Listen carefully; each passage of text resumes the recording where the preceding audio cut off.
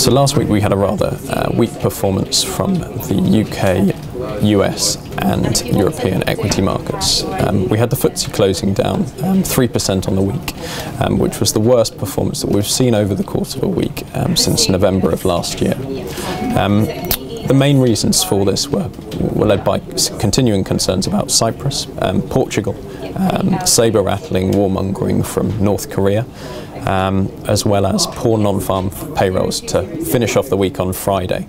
As you can see here, this is the Dow, the US index. You can see the 150-point sell-off over the course of the non-farm payrolls. The non-farm payrolls actually came out pre-market, so you can see the 150-point sell-off pre the open. The actual payrolls themselves came out at 88,000 versus 196,000 expectation.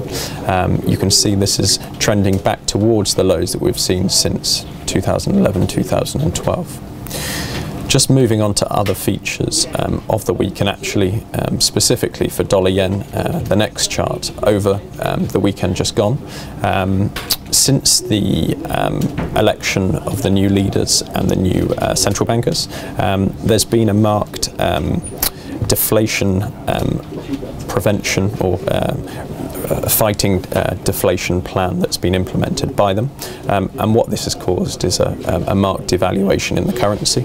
You can see on the chart here, since September, which was kind of pre-election, through to the current day, there's been a marked uptick from around the 77.5 level to 99, where we are currently sitting, per US dollar. Now, the reverse of that, of course, is the equity market in Japan, which is the Nikkei. There's been a marked uptick since a pretty similar time period, really, probably since October this time, where the index has gone from just under 9,000 to where it sits at the moment, which is just over 13,000.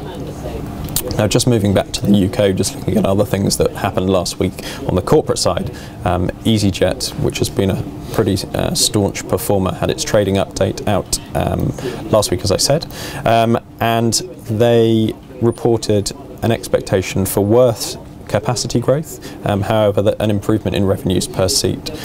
So net, I think management's now expecting a smaller loss for the full year. So we'll await to see those figures. Now, just looking ahead to next week, as I mentioned, I think in last week's podcast, we've got the start to the reporting season in the US. Alcoa tonight after the close, and actually other big features in the US this week in the reporting season. We've got Wells Fargo, which is obviously on our buy list on the equity side, as well as JP Chase. In the UK, there's no huge features this week on the corporate side. We've got Marks & Spencer's IMS on Thursday, WH Smith's and Halfords, I believe, on Wednesday and Thursday as well.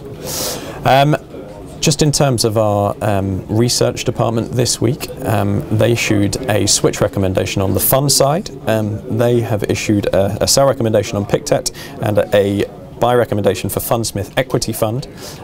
So if you haven't received the note and would like any more information, please contact your broker. And otherwise, we will see you next week. Thank you.